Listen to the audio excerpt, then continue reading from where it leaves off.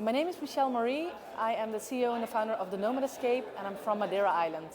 I did enjoy the Mindvalley Summit a lot.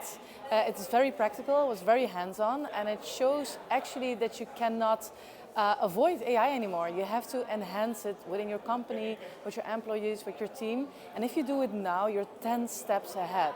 I've been already doing it for the last 1.5 months, actually with my team. So a lot of things that were shared here I knew, but definitely new tools were shared, new perspectives on it, and also the future, which definitely showed me the urge of even going deeper into it and the importance of this ever-evolving technology, and it's super exciting.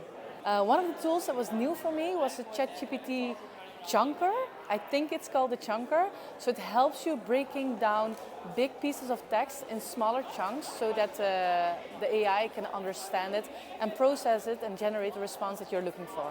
I love the idea of Mindvalley Summit because it's very compact. It's 3 days, a few hours per day, and it's very concentrated and condensed. So where you normally spend maybe a few months learning about a certain topic, now you can condense it into 3 days and be very effective with your time.